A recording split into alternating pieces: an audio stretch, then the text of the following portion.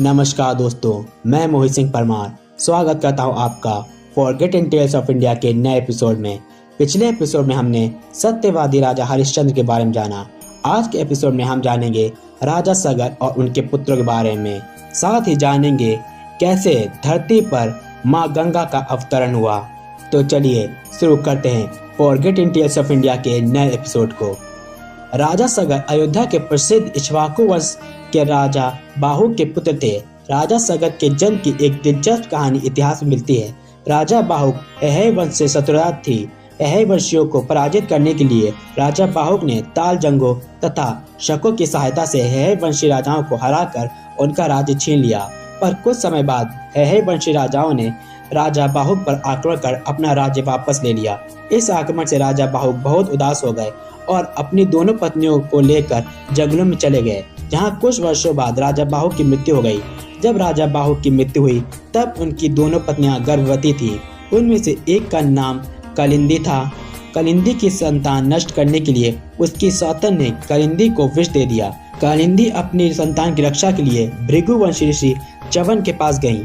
महर्षि ने कलिंदी को आश्वासन दिया कि उसकी संतान का जन्म विष के साथ होगा और वह महाप्रतापी सम्राट बनेगा।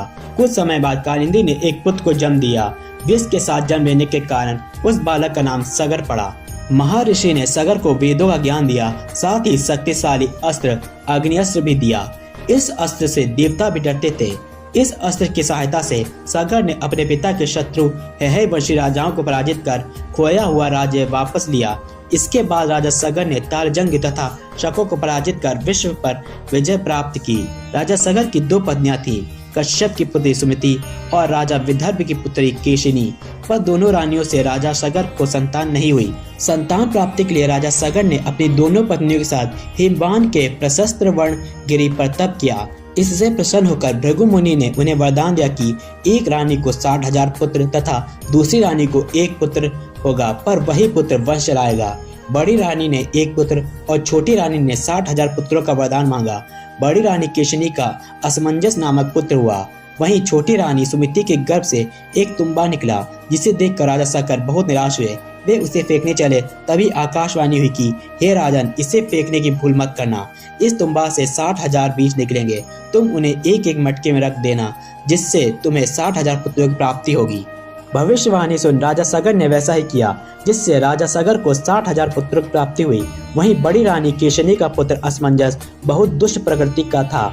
वह बच्चों और संतों को परेशान कर बहुत प्रसन्न होता था। राजा सगर ने उसका विवाह कराया कि शायद इससे वह सुधर जाए। असमंजस का एक पुत्र भी हुआ, जिसका नाम अंशुमन था।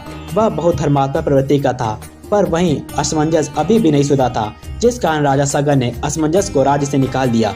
कुछ समय बाद राजा सगर ने विंध्य और हिमालय के मध्य अश्वमेध यज्ञ कराया।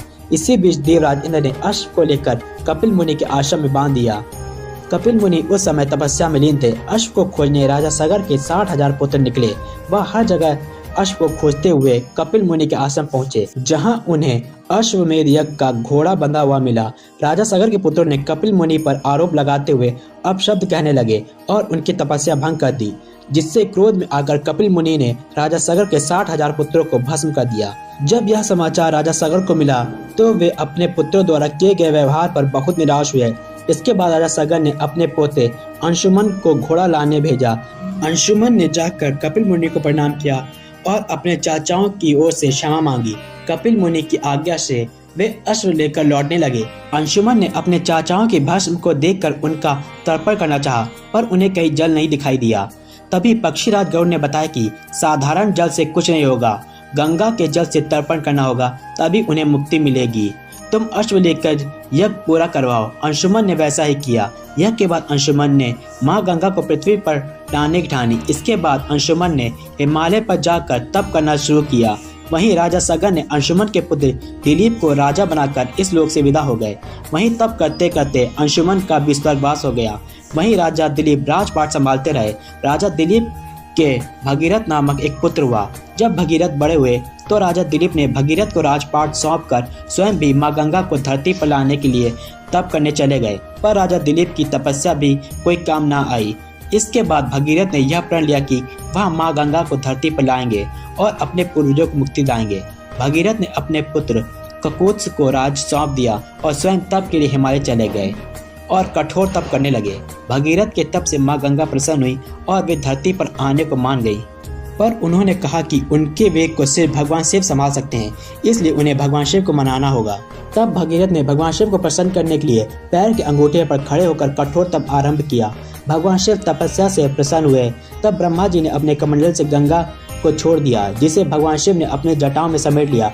इसके बाद भगवान शिव ने अपनी एक जटा खोली, उससे गंगा जी का धरती पर अवतरण हुआ। जिस दिन गंगा जी की पहली धारा धरती पर गिरी उस दिन ज्येष्ठ शुक्ल दशमी का दिन था, इसलिए आज इस दिन गंगा दशहरा मनाया जाता है। माँ गंगा ने राजा सगर के 60,000 पुत्रों को मुक्ति दिलाई। क्योंकि भागीरथ माँ गंगा को धरती पर लाए थे, इस कारण माँ गंगा का एक नाम भागीरथी भी पड़ा।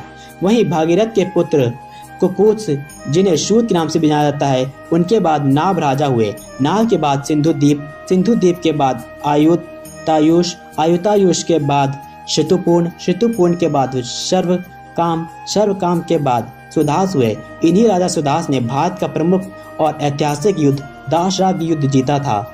अब ये दाशराग युद्ध क्या था, क्यों हुआ और इस युद्ध का महत्व क्या है, ये हम अगले एपिसोड में जानेंगे। आज के एपिसोड में इतना ही। जल्द मिलेंगे फॉरगेटन टेल्स ऑफ इंडिया के नए एपिसोड के साथ। तब तक के लिए जय हिंद।